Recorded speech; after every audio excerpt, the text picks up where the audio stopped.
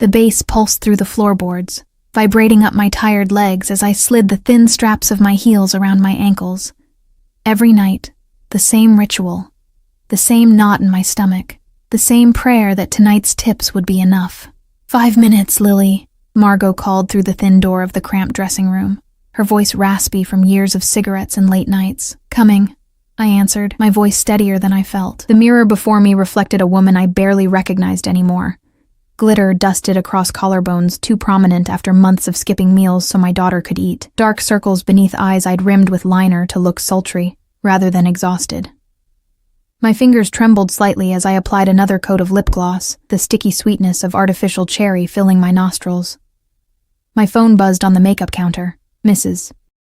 Patel, my elderly neighbor who watched Zoe when I worked nights. She's sleeping now. Fever's down. Don't worry. I closed my eyes, feeling the momentary relief wash over me. 3 nights of barely any sleep, holding my 10-month-old as she burned with fever, crying in pain from an ear infection we couldn't afford the medicine for until my last shift's tips came through. The prescription had nearly emptied my wallet again, leaving barely enough for formula to last the week. The club's smoke and cheap perfume clung to my skin, no matter how much I scrubbed in our apartment's temperamental shower. I'd come to think of it as the scent of desperation, sweet and acrid all at once, like overripe fruit beginning to rot. I tucked my phone away and stood, adjusting the sparkly lingerie that revealed far more than it concealed. Once, I would have died of embarrassment. Now, it was just fabric, just a means to an end. Dance. Smile, collect tips, buy formula, repeat. The narrow hallway led to the side of the stage, where shadows concealed the worst of the club's grime. The Velvet Slipper was hardly the high-end establishment the name suggested. Just another dive on the wrong side of town, where men came to drink away their problems while creating new ones for women like me. Big crowd tonight, Margot murmured, passing me a shot of something clear and burning. Some VIPs in the back room. Management says give them special attention. She winked. The gesture somehow both motherly and sad, coming from a woman who'd been doing this job since before I was born. I tossed back the alcohol, welcoming the momentary burn. VIPs at the Slipper? What? Did someone famous run out of gas in the neighborhood? My attempt at humor fell flat, edged with the bitterness I couldn't quite keep contained anymore. Not famous. Dangerous. Margot's voice dropped. Boss is here, the real one, not just the manager. Never seen the owner before, I said absently, adjusting my top. In the 6 months I'd been dancing here, I'd only ever dealt with Tony, the floor manager whose hands wandered too much, and whose breath always smelled of cheap bourbon. Keep it that way, honey, she said, suddenly serious. Men like him don't notice girls like us unless we make trouble, and trust me, you don't want that kind of attention. The DJ's voice boomed through the speakers, announcing my stage name, and I had no time to ask what she meant. The familiar music started, the song I'd selected months ago, because I could move to it without thinking, allowing my mind to drift far away from this place, these men, this life. I stepped onto the stage, momentarily blind in the harsh spotlight. The crowd was indeed larger than usual for a Wednesday night. Through the haze of cigarette smoke and colored lights, I began my routine, my body moving on autopilot, while my thoughts circled around the same worn track they always did. The calculations of rent due, formula needed, electricity bills marked final notice. The faces in the darkness blurred together as I danced, until suddenly, something shifted in the atmosphere. Like a current of cold air cutting through the stuffy heat of the club, I felt rather than saw a presence enter the room. The energy changed. Conversations halted. Even the bartenders moved with increased efficiency. That's when I saw him. He sat in the darkest corner of the VIP section, partially obscured by what I could only describe as henchmen, large men in expensive suits, who didn't quite fit in the seedy surroundings. But it was the man between them who drew my eye like a magnet. Even seated, I could tell he was tall. His suit wasn't off the rack like the others that came through these doors, but something tailored to fit broad shoulders and a lean frame. Dark hair, styled with precision. Strong jaw, clean-shaven, but it was his eyes that made me miss a beat in my routine. Dark, intent, watching me with an expression I couldn't read. Not lust, not amusement, something calculating.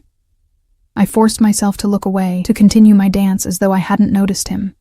But I felt his gaze tracking my every move, raising goosebumps along my skin despite the heat. When my set ended, I collected the scattered bills from the stage, careful to maintain my smile until I was safely in the shadows again.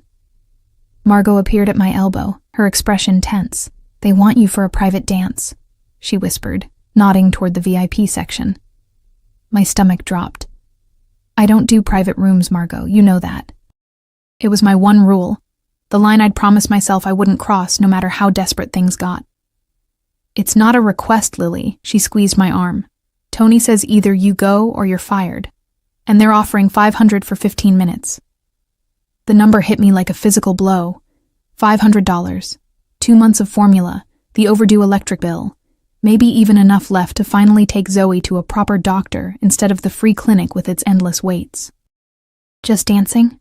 I asked, my voice small. Margot nodded. "Boss doesn't let that kind of thing happen here. Whatever else he is, he keeps it clean that way." 15 minutes. I could do anything for 15 minutes. I followed Margot through the crowd, acutely aware of the eyes following our progress. The VIP section was cordoned off with velvet ropes that had seen better days, guarded by a mountain of a man who moved aside without a word. Up close, the man was even more intimidating. He didn't look at me directly as I approached, instead finishing some conversation with one of his associates in a language I didn't recognize. Something Eastern European, the consonants hard and sharp. When he finally turned his attention to me, I felt pinned in place. "Sir," Margot said, her usual confidence subdued. "This is Lily." "Thank you," he replied, his accent present but subtle, his voice deeper than I'd expected. "That will be all." Margot squeezed my hand once before disappearing, leaving me standing before this stranger who radiated power like a physical force. "Sit," he said, gesturing to the space beside him. I perched on the edge of the leather couch, hyper-aware of the distance between us, which felt simultaneously too much and not enough. "Your name is not Lily," he stated. "Not a question?" I blinked, thrown off guard. "It's my work name." "And your real name? Does it matter?" I countered, then immediately regretted my boldness. But instead of anger, I saw the faintest trace of amusement in his expression. "I prefer honesty in all transactions." "Eleanor," I said after a moment. "My name is Eleanor." He nodded as if confirming something to himself. "Eleanor. I am Alexander." No last name offered, but somehow I knew that was deliberate. "You are new here." 6 months, I corrected. "New," he repeated, with the certainty of someone who was never contradicted. "And you dance well, but without joy, like a prisoner performing a task." His observation, so unexpected and accurate, left me momentarily speechless. The other men at the table were carefully looking elsewhere, as if afraid to witness this conversation. "I'm here to dance for you," I said finally, desperate to regain some control of the situation. "Did you want music, or—" "Why do you dance, Eleanor?" he interrupted, his gaze intent on my face. I stared back at him, bewildered by the question and increasingly certain that this wasn't a normal private dance arrangement. "For money. Why else? Many women choose easier paths to money than this." His gesture encompassed the club, the stages, the men. "I don't have many choices," I said, unable to keep the edge from my voice. "Everyone has choices," he countered. "You have chosen this one." I want to know why. Some reckless impulse made me reach for my phone, pulling up the photo I kept on my home screen. Zoe, smiling up at the camera, her few baby teeth visible, her eyes crinkling with delight. I turned the screen toward him. "This is why," I said. "Her formula costs more than I used to make in a week at the diner. The antibiotics for her ear infections cost more than our rent. I have choices, sure. I choose for her to eat. I choose for her to have medicine. I choose for her to have a roof over her head." I expected him to dismiss my answer, to become impatient with my lack of cooperation. Instead, he took the phone from my hand, studying the image with an intensity that made me nervous. "Her father?" he asked, still looking at the photo. "Not in the picture," I said flatly, the familiar anger flaring. Left when he found out I was pregnant. Cleaned out our account on his way out. Alexander handed back the phone, his expression darkening. Men who abandon their children deserve a special kind of punishment. Something in his tone sent a chill down my spine, like he wasn't speaking theoretically. I tucked the phone away, increasingly confused by this encounter. I don't understand what you want from me, I admitted. A conversation. For now. He leaned back slightly. You work hard, Eleanor. Dancing here. Caring for your daughter. Alone. It wasn't a question, but I nodded anyway. How much does this place pay you? I shifted uncomfortably. Depends on the night. Tips mostly. Not enough, he stated. Not for what it costs you. I didn't know how to respond to that. He was right. But what did it matter? It wasn't like I had better options waiting. Alexander reached inside his jacket and I tensed instinctively, but he withdrew only a business card, plain white with a phone number embossed in black. No name. No company. I have a proposition for you, he said, holding out the card. My heart rate accelerated. I'd heard stories from other dancers about propositions from wealthy men. Despite Margot's assurances, I prepared to leave, to risk losing this job rather than agree to whatever he was suggesting. Not what you're thinking, Alexander added, reading my expression. I need someone to manage a property of mine. An apartment building. The current manager is unsatisfactory. The position includes an apartment in the building, 2 bedrooms, secure entry, good neighborhood. I stared at him, certain this was some kind of elaborate joke. You want me to manage a building? I don't have any experience with that. You have experience surviving. That requires more intelligence and determination than managing rent payments and maintenance calls. He continued to hold out the card. The salary is 3 times what you make here. More with bonuses for full occupancy. Why would you offer this to me? I asked, suspicious of kindness that seemed too good to be true. Nothing in my life had prepared me to trust sudden generosity, especially from a man like him. I have my reasons, he replied, offering nothing more. Take the card. Call tomorrow if you're interested. Or don't. He shrugged. The choice, as always, is yours. I hesitated, then took the card, the thick paper expensive between my fingers. Our 15 minutes are nearly up, he said, checking a watch that probably cost more than my yearly income. You should return to work before your manager becomes suspicious. I stood, still clutching the card, feeling as though I'd entered some alternate reality where dangerous-looking men offered life-changing jobs to desperate single mothers. Thank you for the dance, Eleanor, Alexander said, though I hadn't danced at all. As I turned to leave, one of his men pressed an envelope into my hand.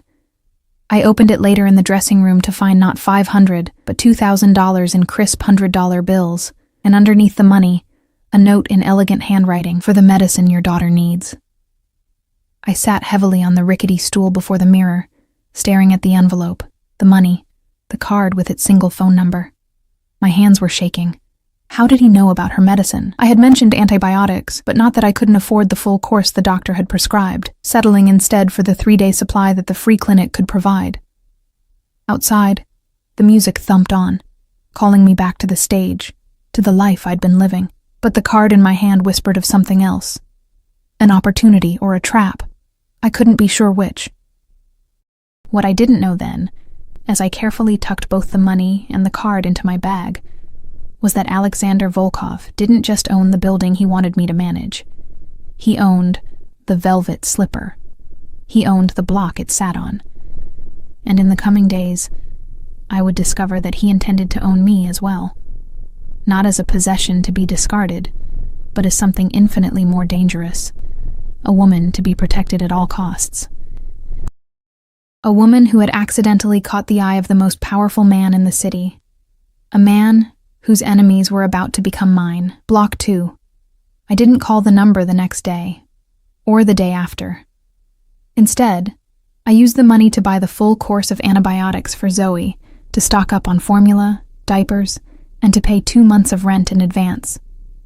For the first time since her birth, I felt like I could breathe, if only for a moment. Mrs. Patel noticed the change immediately. Your eyes have light today, she said, as she rocked Zoe gently in our tiny kitchen while I prepared her bottle. "Good night at work?" I hesitated, unsure how to explain. "Something like that." "You're too young to look so tired all the time," she continued, her accent thickening as it always did when she spoke from the heart. "Pretty girl like you should be smiling more." Zoe gurgled happily, reaching for the old woman's glasses, her fever gone, her ear infection clearing. The relief of seeing my daughter healthy again overshadowed my lingering unease about Alexander's offer. "Someone offered me a different job," I admitted, testing the words aloud. "Better pay, better hours." Mrs. Patel's eyes lit up. "You take it. What job?" "Managing an apartment building, but—" I shook my head. "It feels too good to be true. And the man who offered it— man? Her expression grew knowing in a way that made me blush. "Handsome man?" Despite everything, I laughed. "That's not the point, Mrs. Patel." "Always the point, Beta," she replied, using the affectionate Hindi term she'd called me since I moved in. "Handsome man with good job offer. What is problem?" The problem was that every instinct told me Alexander was dangerous. The way the club had shifted when he entered. The deference of his men. The casual display of wealth. The inexplicable knowledge of my situation. But as the days passed and I returned to my exhausting routine, dancing at night, caring for Zoe during the day, counting pennies and cutting corners, the card in my wallet seemed to grow heavier, more insistent. A week after our meeting, I found myself staring at my phone at 2 a.m., Zoe finally asleep in her crib beside my bed, the business card balanced on my knee. Before I could second-guess myself, I dialed the number, not expecting anyone to answer at this hour. He picked up on the second ring, Eleanor. His voice betrayed no surprise, as though he'd been waiting for my call. "How did you know it was me?" I asked, thrown off balance immediately. "I don't give this number to many people." He replied simply. Then, "You've taken some time to consider my offer." "I needed to think," I said. "And now?" I took a deep breath. "I want to know why. Why me? Why this job? What's the catch?" The line was silent for a moment, just the faint sound of what might have been ice clinking in a glass. "No catch," he finally said. "I need someone trustworthy, someone who understands the value of having a safe home. The previous manager was stealing from tenants, making them pay for repairs he never completed." "And you think I'm trustworthy because—" "You dance to feed your daughter, not for yourself. Your eyes watch the exits, not the men. You're careful. Observant." A pause. "And I'm rarely wrong about people." The way he spoke, with such certainty about me based on a single meeting, should have been unsettling. Instead, I felt an odd warmth at being seen, truly seen. For the first time in so long. "I don't know anything about managing a building," I admitted. "The basics are simple. Collect rent. Address maintenance concerns. Keep the property secure." Something shifted in his tone, becoming more businesslike. "The salary is $4,000 monthly. The apartment is included. 2 bedrooms, fully furnished if you need it to be. Health insurance for you and your daughter after a 30-day probationary period." My breath caught. Health insurance. The words felt mythical, a luxury I'd stopped allowing myself to even hope for. "What's the address?" I asked, my resistance crumbling. He named a neighborhood I recognized. Not the wealthiest part of the city, but respectable, safe, with good schools nearby, the kind of place I'd dreamed of raising Zoe. "When would I start?" "Tomorrow, if you're available. I can have someone pick you up at noon to show you the property." It was happening too fast, leaving no time for doubt. Perhaps that was intentional on his part. "All right," I agreed, my heartbeat quickening. "Tomorrow at noon." Good. The satisfaction in that single word was unmistakable. "Pack whatever you'll need for a few days. You can move your remaining belongings over the weekend." "I haven't agreed to take the job yet," I protested. "I want to see the building first." His low chuckle surprised me. "Of course. Until tomorrow, Eleanor." The line went dead, leaving me staring at my phone, wondering if I'd just made a terrible mistake or taken the first step toward salvation. Precisely at noon, a sleek black car with tinted windows pulled up outside my rundown apartment building. The driver, a solid man in a dark suit who introduced himself only as Stefan, helped load my suitcase and Zoe's portable crib into the trunk. Mrs. Patel watched from her window. giving me an enthusiastic thumbs up as I secured Zoe's car seat, which looked absurdly out of place in the luxury vehicle. "Mr. Volkov mentioned you have a child," Stefan said, the first confirmation I'd received of Alexander's last name. He had this installed this morning. He gestured to the car seat base that perfectly fit Zoe's carrier. The thoughtfulness of this gesture caught me off guard. Throughout the drive across town, I found myself watching the city transform outside the windows. From crumbling buildings and payday loan shops to tree-lined streets and renovated brownstones. The apartment building, when we arrived, was a handsome 6-story brick structure with large windows and small balconies. Nothing ostentatious, but solid, well-maintained. The kind of place where people built stable lives. "Mr. Volkov is waiting inside," Stefan informed me, helping with my bags. Sure enough, Alexander stood in the lobby, looking somehow both out of place and perfectly at home in his immaculate suit. His eyes moved from me to Zoe, asleep in her carrier, lingering there with an expression I couldn't quite read. "Welcome, Eleanor," he said, then nodded to Stefan, who disappeared with my bags. "You didn't mention you'd be here," I said, adjusting my grip on Zoe's carrier. "I prefer to handle important matters personally."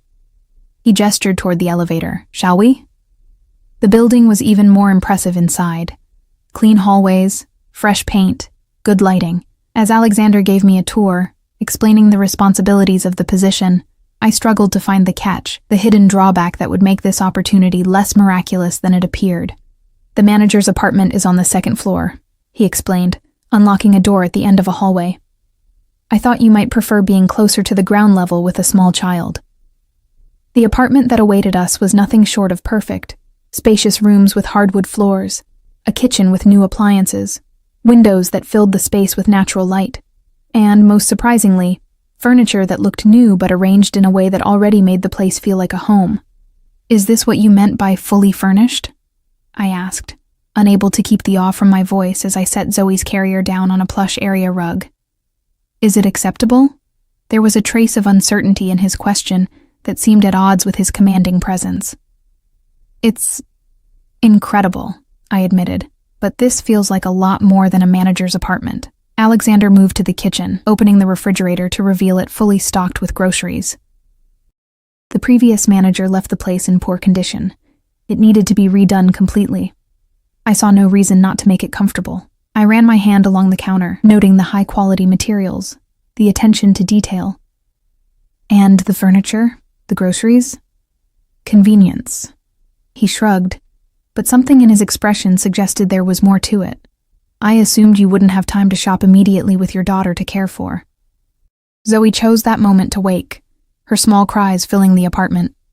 I quickly moved to lift her from the carrier, cradling her against my chest as her eyes opened, taking in the unfamiliar surroundings.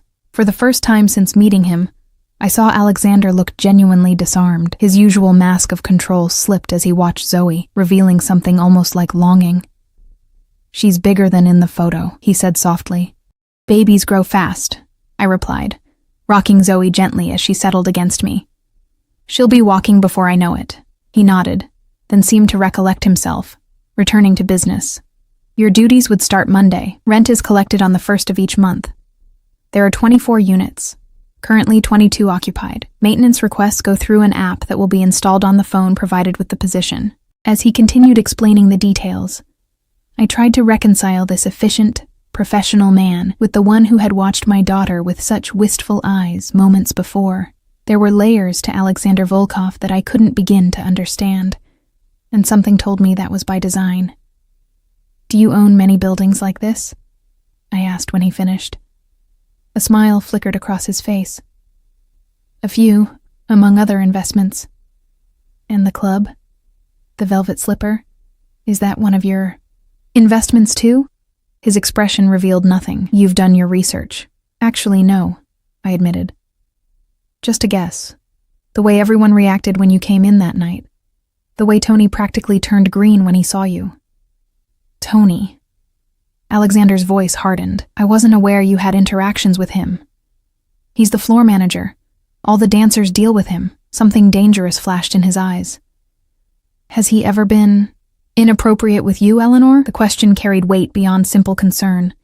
I chose my words carefully. He's inappropriate with everyone. It's part of working there. Not anymore, Alexander stated, with a finality that made me wonder what exactly he meant. If you accept this position, you won't be returning to the Slipper. The implied condition hung in the air between us. Is that a requirement of the job, that I quit dancing? It would be inadvisable for my building manager to work in one of my other establishments, particularly that one. So he did own the club. The confirmation should have surprised me more than it did. I need to know what I'm getting into, I said, meeting his gaze directly.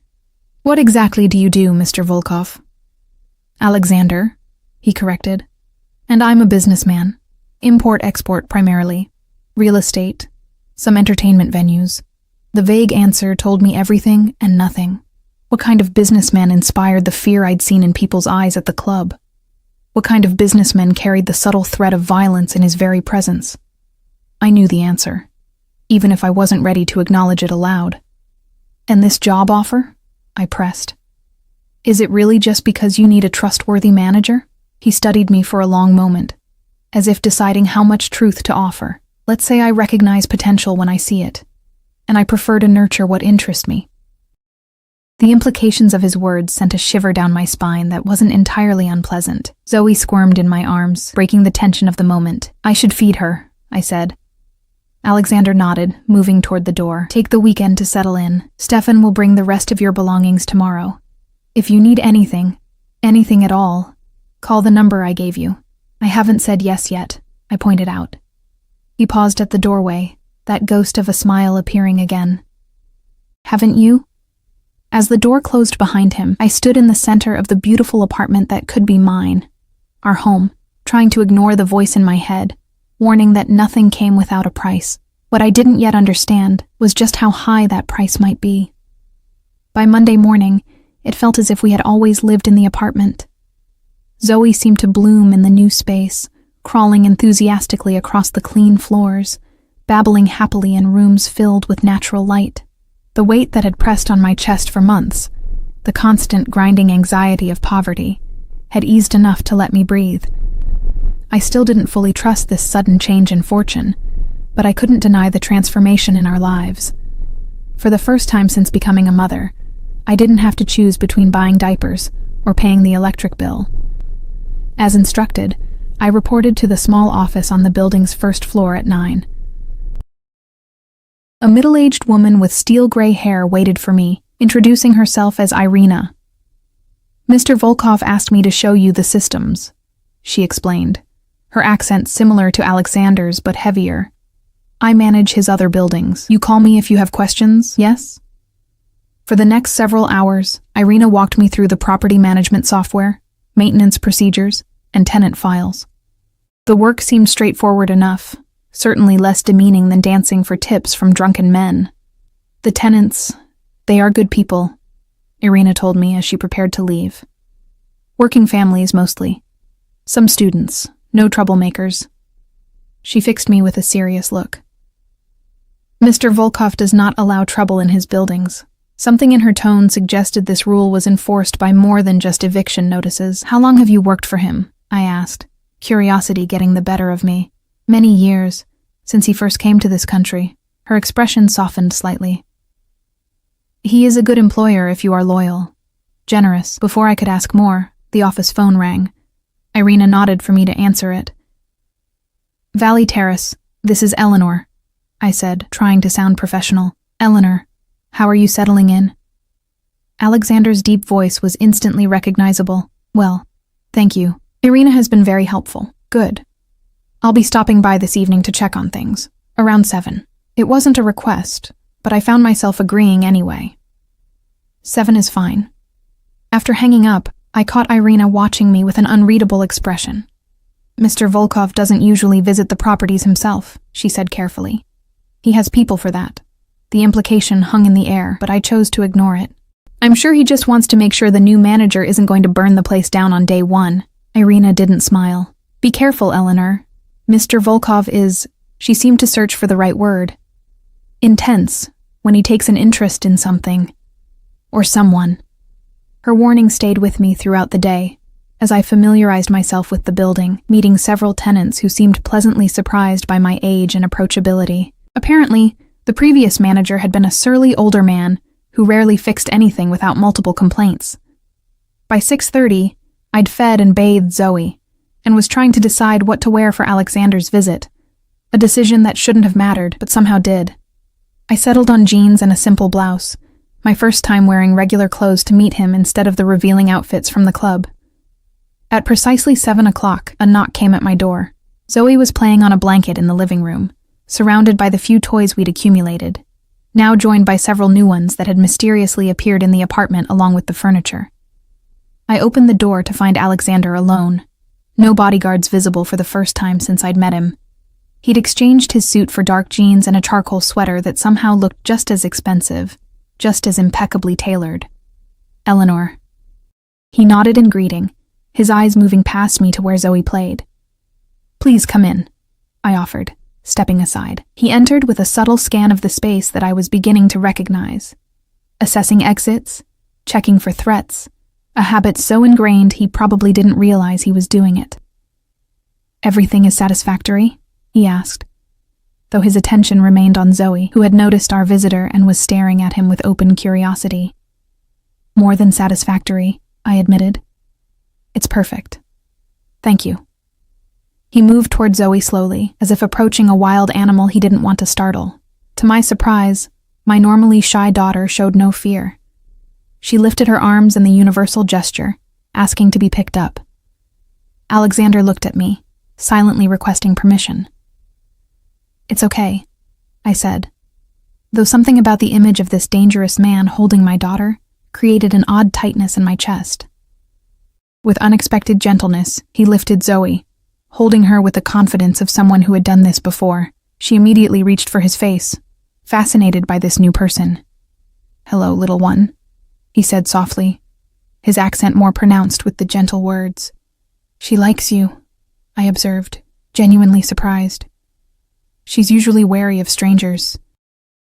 "Children are excellent judges of character," he replied, the corner of his mouth lifting in what might have been his first genuine smile in my presence. "They sense things adults have learned to ignore." "And what does she sense about you?" I asked boldly. His eyes met mine over Zoe's head. Perhaps that I would never allow any harm to come to her, or to her mother. The intensity of his gaze made me look away first. "Would you like something to drink? I'm afraid I don't have anything fancy, but there's coffee, tea." "Tea would be fine." While I prepared it, Alexander continued holding Zoe, speaking to her quietly in what I guessed was Russian. My daughter responded with delighted babbling, completely at ease in his arms. "You're good with her," I said, setting a mug of tea on the coffee table. "Do you have children?" A shadow passed over his face. No, the single word carried enough weight to discourage further questions on that topic. I sat across from him, watching as Zoe played with the expensive watch on his wrist. "How was your first day?" he asked, skillfully redirecting the conversation. "Good. Everyone's been helpful. The tenants seem nice." I hesitated, then added, "Though they all look slightly terrified when I mentioned the building owner, instead of being offended, he seemed amused. Fear can be useful. It encourages people to fulfill their obligations promptly. Is that why you cultivate it? The fear?" Alexander studied me for a long moment. "You're not afraid of me." It wasn't a question, but I answered anyway. "Should I be?" "Most people are, with good reason." He gently disentangled his watch from Zoe's curious fingers. "But no, I don't want your fear, Eleanor. What do you want then?" The question had been building since our first encounter, and I couldn't hold it back any longer.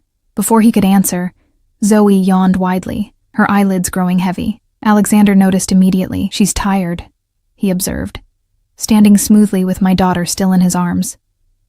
"Where does she sleep?" I led him to the second bedroom, which had been transformed into a perfect nursery, complete with a crib far nicer than the second-hand one we'd left behind. He laid Zoe down with surprising care, his large hands gentle as he arranged her blanket. "You've done well with her," he said quietly as we stepped back into the hallway, despite difficult circumstances.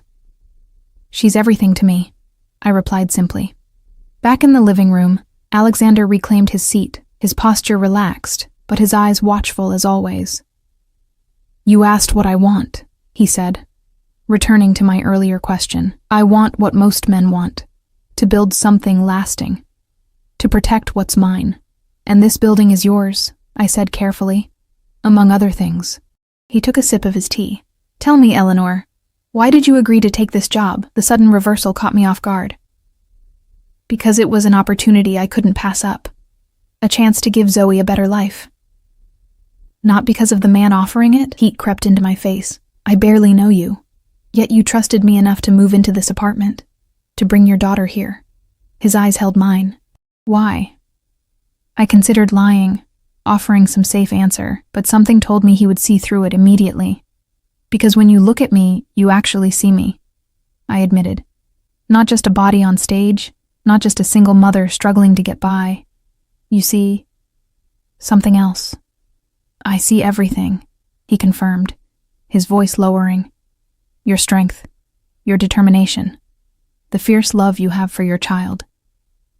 He leaned forward slightly. And I see the woman you could become if you weren't constantly fighting just to survive. His words resonated with something deep inside me, a part of myself I'd nearly forgotten existed during the brutal months since Zoe's father had abandoned us. Before exhaustion and desperation had hollowed me out. Why does that matter to you? I asked, barely above a whisper. Because rare things should be treasured, he answered, with a simplicity that belied the weight of his words. Nurtured. Protected. The air between us seemed to thicken, charged with something I wasn't ready to name. Alexander broke the tension first, standing abruptly. It's getting late. I should go. I walked him to the door, suddenly reluctant to see him leave despite my lingering wariness. If you need anything, he began. I'll call, I finished for him. He nodded, hesitating at the threshold. There will be a car waiting for you tomorrow morning if you wish to retrieve anything else from your old apartment. Thank you, I said, though I had no intention of returning to that place of bad memories. He reached out then, his hand brushing a strand of hair from my face, with a gentleness that contrasted sharply with the power I knew those hands contained. Good night, Eleanor. Long after he left, I could still feel the ghost of his touch on my skin. The next few weeks settled into an unexpected rhythm. Managing the building was straightforward work, and for the first time since Zoe's birth, I had regular hours, a stable income, and the luxury of actually being present for my daughter's daily milestones. I saw Alexander only occasionally, brief visits that were ostensibly about building matters, but always seemed to end with him spending time with Zoe, who had developed an inexplicable attachment to him. Each time, the air between us grew heavier with unspoken tension, with possibilities neither of us acknowledged aloud. It was during this lull of normality that the past I'd been trying to outrun finally caught up with me. I was in the small park across from the building, pushing Zoe on the infant swing, when a familiar voice froze me in place. Well, look who it is. Playing mommy in the sunshine now, huh? I turned to find Tony, the floor manager from the Velvet Slipper, leaning against a nearby tree. His usual sleazy smile was gone, replaced by something harder, angrier.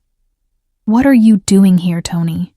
I asked, instinctively moving to stand between him and Zoe. Funny thing happened after you disappeared, he said, taking a step closer. Boss came in, fired me on the spot. No explanation, no warning, just threw me out like garbage. My pulse quickened. That has nothing to do with me, he laughed, the sound sharp and ugly. Bullshit. You spend 15 minutes in VIP with him and suddenly you're gone and I'm out on my ass?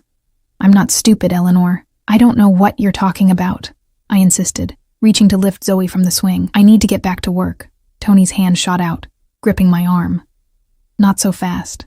I want to know what you told him about me. Let go of me, I said, keeping my voice level despite the fear crawling up my spine. You think you're special? You're just his latest toy.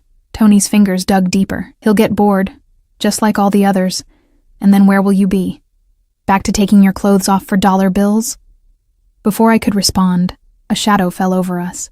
Stefan, Alexander's driver, stood there, his expression murderous, as he took in Tony's hand on my arm. Is there a problem here? He asked, his voice deceptively calm. Tony released me immediately, taking a step back. Just catching up with an old friend, he said, his bravado faltering. Ms. Eleanor, Mr. Volkov is waiting for you and the little one, Stefan said, not acknowledging Tony's words. I'll escort you back to the building. The color drained from Tony's face at the mention of Alexander's name. Volkov? You're with Volkov? The genuine fear in his eyes confirmed what I had suspected, but tried to ignore.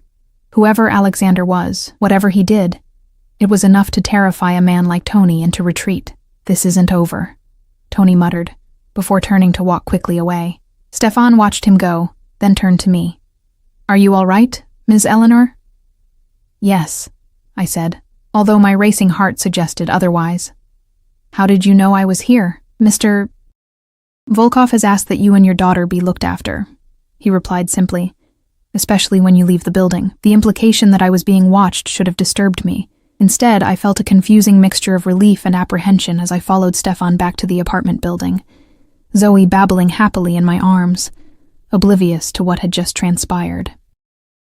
What exactly had I gotten myself into? And more importantly, was there any way out if I wanted one? I didn't tell Alexander about Tony's appearance at the park. Something held me back, perhaps the fear that his reaction would confirm exactly what kind of man he was. Instead, I threw myself into my new role, determined to prove that his faith in me wasn't misplaced. The building ran smoothly under my management. Tenants began stopping by the office not just with complaints, but with small talk, cookies, invitations to community events. For the first time in years, I felt like part of something, a community that didn't look at me with judgment or pity. 3 weeks after the park incident, I was reviewing maintenance requests when my office phone rang. Valley Terrace, this is Eleanor. There's a problem. Alexander's voice was tight, controlled in a way that immediately put me on edge. I'm sending Stefan to bring you and Zoe to my house. Now. What? Why? I clutched the phone tighter. What's happening? I'll explain when you arrive. Pack enough for a few days. Stefan will be there in 15 minutes. He paused, then added, Trust me, Eleanor. The line went dead before I could argue. Panic rose in my throat as I rushed upstairs to pack, mind racing through possibilities. Had I done something wrong? Was he tired of his charity case? Was this about Tony? True to his word, Stefan arrived precisely 15 minutes later, his usually stoic expression even more severe than normal. He helped me load our hastily packed bags into the car, secured Zoe's car seat, and drove us out of the city. Where are we going? I asked as urban landscapes gave way to increasingly affluent suburbs. Mr. Volkov's private residence, Stefan answered, offering nothing more.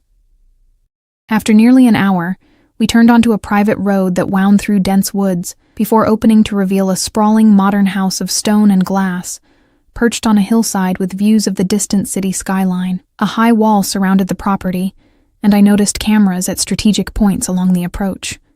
Stefan pulled up to the front entrance where Alexander stood waiting, his posture rigid with tension I hadn't seen before. He opened my door himself, taking Zoe from my arms the moment we stepped out. Are you both all right? He asked, his eyes scanning us as if checking for injuries. We're fine, I assured him, increasingly confused.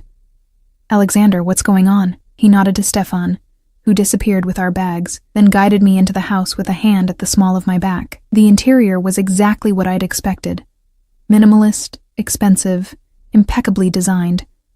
But I was too anxious to appreciate it. There was an incident at your old apartment building last night, Alexander finally explained, leading me into a spacious living room with floor-to-ceiling windows. A fire. My breath caught. Was anyone hurt? 3 units were destroyed, 1 fatality. His jaw tightened. The apartment directly beneath your former unit. Cold dread washed over me as the implications sank in. You think it was meant for me? For us? Instead of answering directly, he crossed to a sleek console table and picked up a tablet, swiping to bring up what looked like security footage.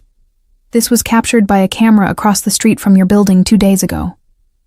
He handed me the tablet, and I watched as Tony spoke with 2 men I didn't recognize in the alley beside my old apartment building. The conversation appeared heated, with Tony gesturing angrily while pointing up toward what would have been my window. Tony, I whispered. But why would he? Because he believes you're the reason he lost his position, Alexander said, his voice dangerously quiet. And because he knows hurting you would hurt me, the admission hung in the air between us. more revealing than anything he'd said before. "The police?" I asked, setting the tablet down with shaking hands. "Are investigating. They believe it was an electrical fire." His tone made it clear he thought otherwise. "Regardless, until I'm certain there's no threat to you and Zoe, you'll stay here where I can protect you." The possessive edge to his words should have alarmed me. Instead, with Zoe gurgling happily in his arms, seemingly content in this strange place, I felt an odd sense of security. "For how long?" "As long as necessary." His expression softened slightly. "I have plenty of space. You'll be comfortable here." Before I could respond, a woman appeared in the doorway, middle-aged, with a no-nonsense demeanor that reminded me of Irina. "Ah, Marta," Alexander said. "This is Eleanor and Zoe. They will be staying with us for a while. Please show Eleanor to the East Wing guest suite." Marta nodded, gesturing for me to follow. As I moved to take Zoe from Alexander, he shook his head slightly. "I'll keep her with me for now, if that's all right. Let you settle in." At my hesitation, he added, "We'll be right here." Reluctantly, I followed Marta through the house, trying to absorb the scale of the place. The guest suite turned out to be larger than our entire apartment, with a connected room already prepared as a nursery. "You've worked for Mr. Volkov long?" I asked, as Marta efficiently unpacked my things. 10 years, she replied, "since he bought this property." "And has he had guests stay before?" I tried to keep my tone casual. Marta paused, giving me a measured look. "Not like you." She resumed her work, adding, "He had the nursery prepared last week. Ordered everything new." "Last week?" I repeated. "But how did he know we'd be coming?" "Mr. Volkov prefers to be prepared for all possibilities." She smoothed a hand over the bedspread. "Dinner is at 7. The closet has been stocked with additional clothing if you need it." With that cryptic statement, she left me alone in the luxurious suite, my mind reeling. Alexander had prepared for our arrival a week ago, long before the fire. Had he always intended to bring us here? Was the threat to our safety real, or a convenient excuse? When I returned to the living room, I found Alexander seated on the floor, watching as Zoe attempted to crawl toward a collection of new toys arranged on a plush rug. The sight was so domestic, so at odds with the dangerous man I knew him to be, that I stood frozen in the doorway. He sensed my presence immediately, looking up with an expression I couldn't quite read. "She's very determined," he observed, as Zoe focused intently on reaching a colorful stacking toy just beyond her grasp. "Yes," I agreed, moving into the room. "She gets that from me, clearly." A hint of a smile touched his lips. "Are the accommodations acceptable?" "They're excessive," I said honestly. "Marta mentioned you had them prepared last week." If he was bothered by this revelation, he didn't show it. I like to anticipate needs before they arise, including the need to suddenly move us into your home. He helped Zoe reach the toy she'd been struggling toward before answering. "I had concerns about security at the apartment building. It seemed prudent to have an alternative ready." "Concerns that you didn't share with me," I pointed out, sinking onto the sofa. Alexander looked up at me, his expression serious. "I didn't want to frighten you unnecessarily, especially when you were just beginning to feel safe." The consideration behind that decision touched me, even as the implications unsettled me. "How long have you been worried about my safety?" "Since the day Tony approached you in the park." I stared at him, stunned. "You knew about that?" "Stefan reports to me, Eleanor, and the park has cameras." He stroked Zoe's head gently as she played. "I should have acted sooner. The fire might have been prevented. This isn't your fault," I said automatically. "It is." His voice hardened. "Your connection to me put you at risk. I should have anticipated Tony's resentment would lead to retaliation." "My connection to you," I repeated, testing the words. "What exactly is that connection, Alexander? You've given me a job, a home, protection, but I still don't understand why. What am I to you?" He was quiet for so long I thought he might not answer. When he finally spoke, his voice was different, lacking its usual control, almost vulnerable. "From the moment I saw you on that stage, watching over the room instead of seeking attention, I recognized something in you that called to me." He kept his eyes on Zoe as he spoke. A strength beneath the vulnerability, a fierce protectiveness, a a refusal to be broken by circumstances. He looked up then, his gaze intense. You remind me of my mother. Whatever I'd expected, it wasn't this. Your mother? She was like you, determined to protect her child at any cost, working multiple jobs after my father was killed, keeping us housed and fed through sheer will. Something dark flashed across his face. Until she couldn't anymore. The pain in his voice was raw, surprising me with its honesty. What happened to her?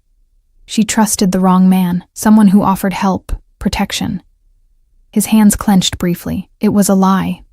He wanted to use her connections to my father's former associates. When she refused to cooperate, he didn't finish the sentence, but he didn't need to. I'm sorry, I whispered. I was 14. Too young to protect her, but old enough to understand what happened. He looked directly at me. Old enough to swear it would never happen again to anyone under my protection. The weight of his past, the explanation for his protective instincts, settled over me. It explained so much. His interest in Zoe and me, his immediate offer of help, the security measures. So I'm a charity case? Someone you're helping because you couldn't help your mother? I tried to keep the hurt from my voice. No. Alexander moved in one fluid motion from the floor to sit beside me on the sofa, close enough that I could feel the heat radiating from his body. You were never charity, Eleanor. You were a revelation. His hand reached for mine, enveloping it completely. I've built my life around power, control, security, necessary protections in my world. But watching you that first night, dancing not for yourself but for her. He nodded toward Zoe.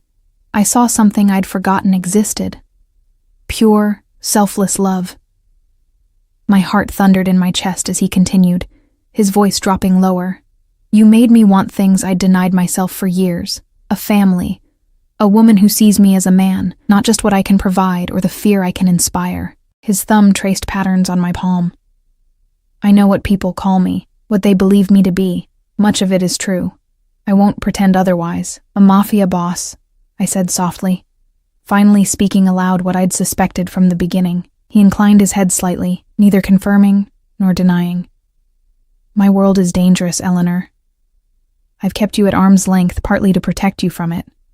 But the fire proved that distance doesn't guarantee safety. So what now? I asked, acutely aware of his hand still holding mine, of Zoe playing contentedly on his floor, of the growing certainty that my life had irrevocably shifted course the moment I met this man. Now you stay here, where I can ensure your safety until the threat is eliminated. The clinical way he spoke those final words sent a chill through me, and after that, Alexander's eyes held mine. That depends on you, on what you want. What if what I want is the truth? All of it. He released my hand, leaning back slightly. Are you certain? Once you know everything, there's no going back. I thought of the comfortable life he'd given us, the security, the care he'd shown Zoe, balanced against the darkness I sensed beneath the surface, the danger that seemed to orbit him like gravity. I need to know who I've tied my life to, I said finally, who I'm trusting with my daughter's future. Something like respect flickered in his eyes. Then I'll tell you everything. After dinner. He glanced at his watch. For now, perhaps you'd like to rest, or explore the grounds.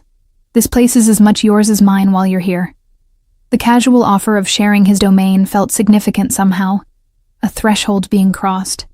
As I looked around the beautiful home, at Zoe happily playing, at the man beside me with his dangerous hands and wounded past, I wondered if I'd already made my choice long before this moment, and I wondered if, like his mother, I was trusting the wrong man, or if Alexander Volkov was exactly who I needed him to be. Dinner was a surprisingly domestic affair. Marta had prepared an impressive meal, served in a dining room with views of the sunset stretching across the skyline. Alexander had arranged for a high chair for Zoe, and watched with visible amusement as she enthusiastically smashed pieces of soft vegetables between her fingers. She has your determination, he observed, his usual intensity softened by something like fondness. And my stubbornness, I added, wiping pureed carrot from Zoe's chin. Once she decides she wants something, there's no changing her mind. A valuable trait, he said, when properly directed. The conversation flowed more easily than I expected, touching on the building, the tenants, books we'd both read, careful topics that kept us in safer waters. But beneath it all ran the current of anticipation, the knowledge that after dinner would come, the conversation that might change everything. When we finished eating, Alexander suggested I put Zoe to bed while he handled some business calls. I was grateful for the reprieve, for the chance to gather my thoughts while going through the familiar routine of bath time and bedtime stories.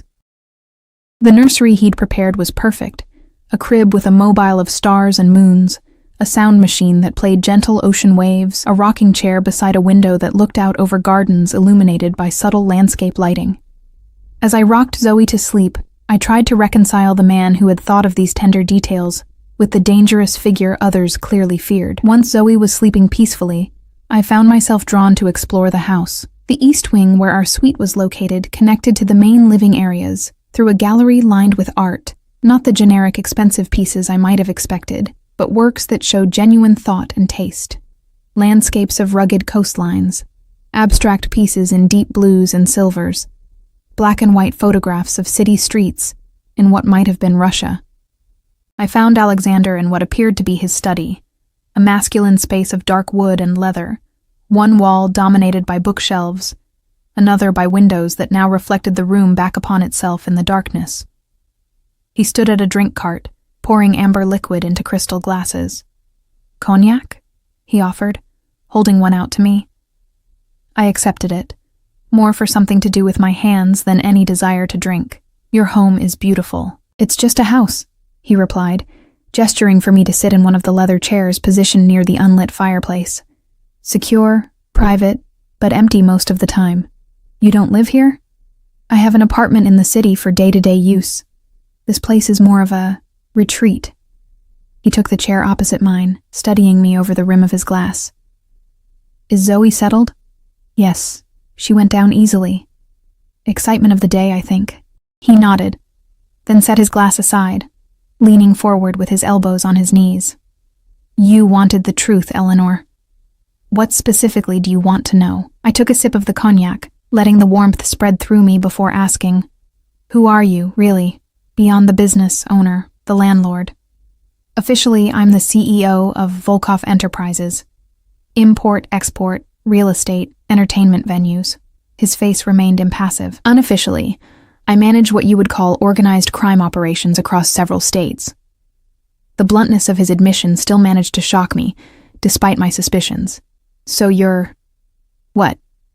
A mob boss?" A ghost of a smile touched his lips. "That term has certain theatrical connotations, but essentially, yes. I control territories, businesses, and people. I enforce rules that exist outside conventional law. I protect what's mine." "And the Velvet Slipper? That's one of your businesses?" "One of many. A legitimate enterprise on paper, useful for other purposes in practice. Like money laundering," I guessed. He inclined his head slightly. "Among other things." "And the apartment building? Is that just another front?" "No." His answer came quickly, definitively. "The building is a legitimate investment, clean, as are several of my other properties."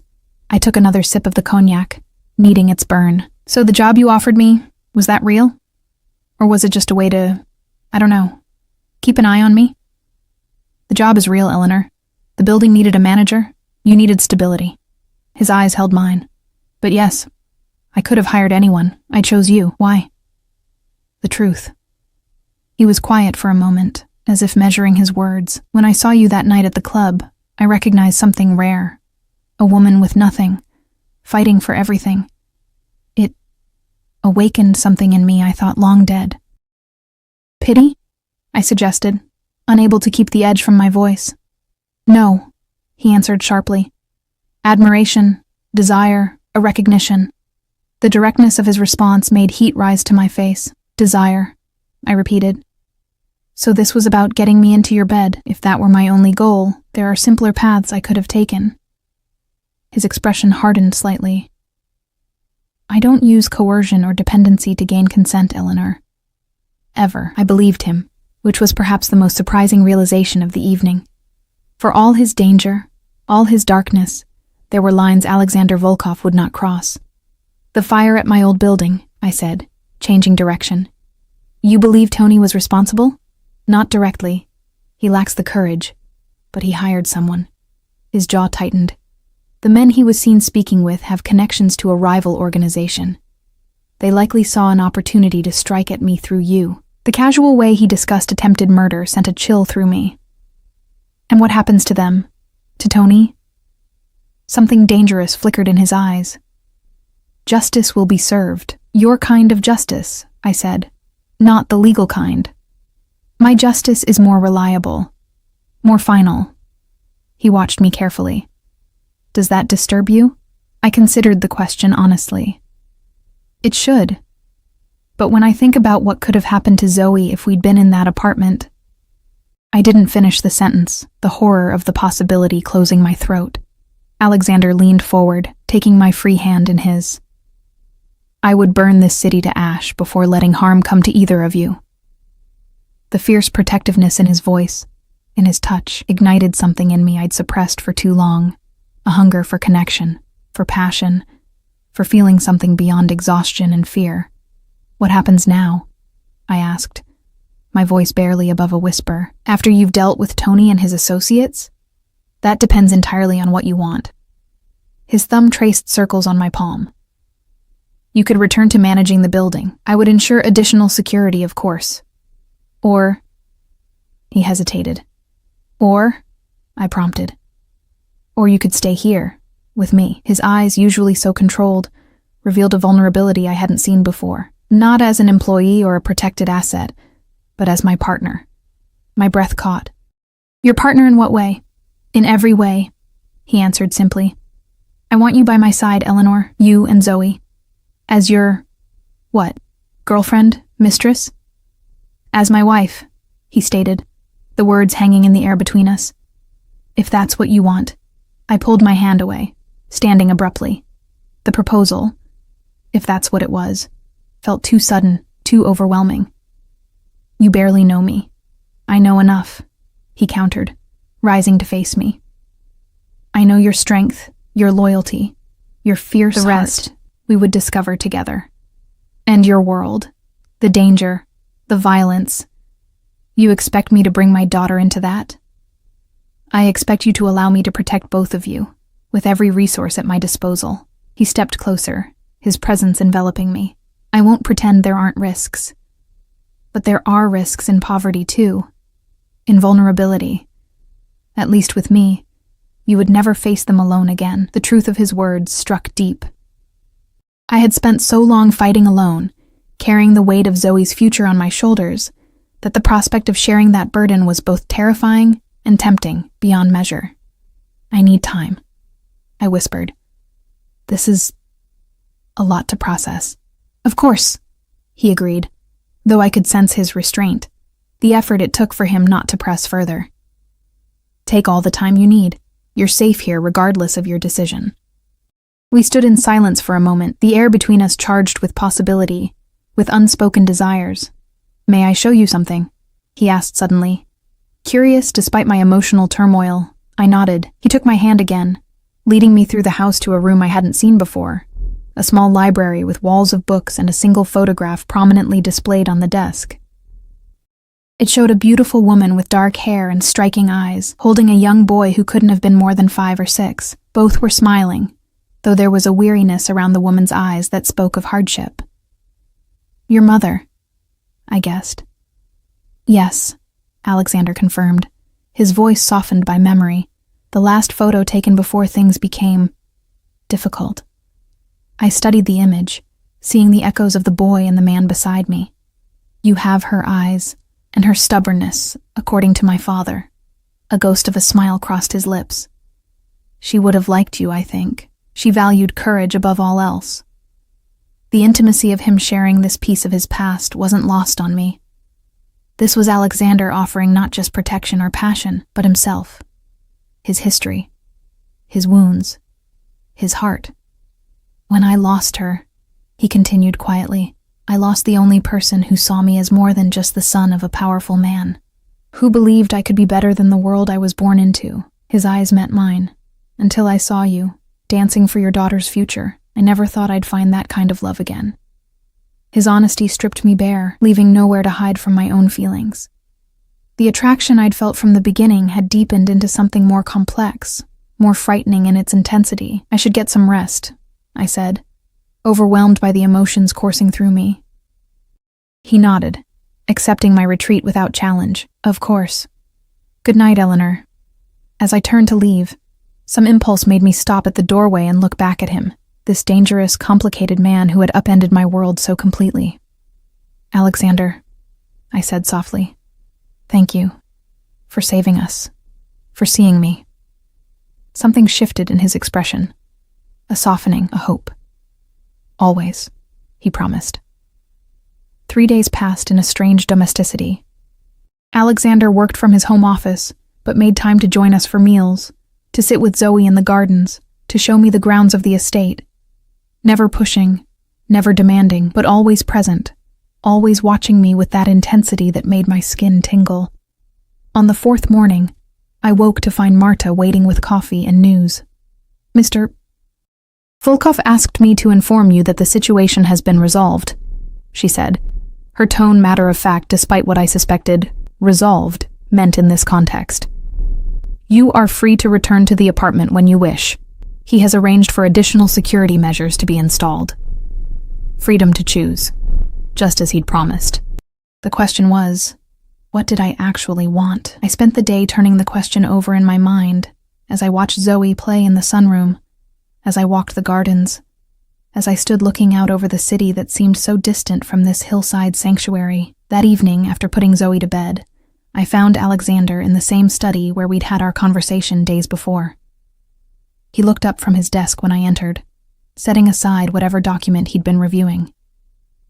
Marta said you wanted to see me, he said, his tone careful, neutral. Yes.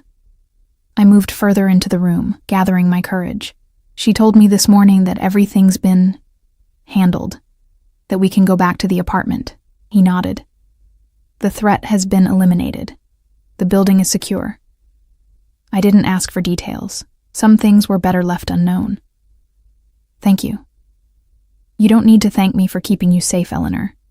That will always be my priority, regardless of anything else. The unspoken question hung between us. Would I stay, or would I go? Would I accept all of him, darkness included, or retreat to the safer distance of employee and employer? I took a deep breath. These past few days, watching you with Zoe, seeing how you've created this safe place for us.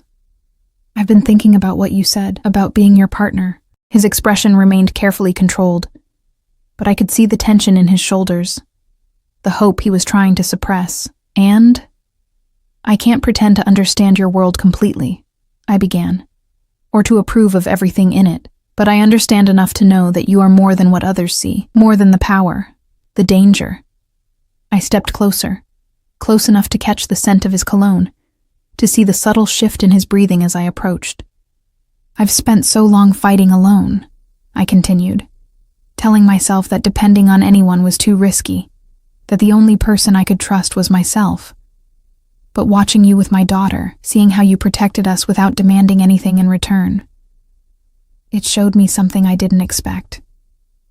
What? He asked, his voice rougher than usual. That sometimes the strongest choice isn't standing alone. Sometimes it's recognizing when someone is offering not a cage but a fortress. I reached out, my fingers lightly touching his face. I want to stay, Alexander, with you, not because I need your protection or your money, but because I want the man beneath all that. The man who prepared a perfect nursery for a child he barely knew. The man who looks at me and actually sees me. The control he always maintained slipped then, his hands coming to my waist, drawing me closer. Are you certain? He asked, searching my eyes for any doubt. Once you choose this, choose me. There's no going back. My world doesn't allow for half measures. I don't want half measures, I assured him. I want all of you, the good and the dangerous, the man and the power he wields. His hands tightened on my waist. And Zoe? Needs a father who will move heaven and earth to keep her safe, I said simply. Who better than you? Something broke open in his expression then. Relief, joy, desire all mingling together as he pulled me fully against him, one hand tangling in my hair as his lips finally finally found mine. The kiss was everything I'd imagined and nothing like I'd expected. Tender and fierce at once, controlled yet desperate. I melted into him, my arms wrapping around his neck as years of loneliness and struggle dissolved in the heat building between us. When we broke apart, both breathing heavily, he pressed his forehead to mine. "I will give you the world, Eleanor. Everything I have, everything I am, is yours." "I don't need the world," I whispered against his lips. "Just you. Just this family we're building." His smile, the first full, genuine smile I'd seen from him, transformed his face, revealing the man who might have existed in another life, one untouched by violence and loss. "Then that's what you'll have," he promised. "A family. A home. A life where you never have to dance for survival again." Later that night, as we lay tangled together in his bed, his arms holding me with a tenderness that belied their strength, I thought about the strange path that had led me here. From a desperate dancer in a seedy club, to the chosen partner of one of the most dangerous, most powerful men in the city, life had taught me that nothing came without a price. But as Alexander slept beside me, as I thought of Zoe safe in her nursery down the hall, I realized that sometimes the price was worth paying. Sometimes the darkest beginnings led to the brightest futures. I had started dancing to give my daughter the necessities of life: formula, medicine, shelter. But in that smoky club, under the unforgiving lights, I had found something far more precious, a man who saw beyond my circumstances to the woman beneath. A man who offered not just security, but love. Not just protection, but partnership. A man who would burn the world to keep us safe, but who looked at me as though I had already saved him. As I drifted toward sleep in his arms, I knew our story was just beginning. There would be challenges ahead, adjusting to his world, navigating the dangers inherent in his position, building a life together that balanced darkness and light. But for the first time since becoming a mother, I didn't face the future alone. I had found my fortress, my protector, my partner. And though the path that brought me to him was paved with desperation and sacrifice, I wouldn't change a single step of the dance that led me home.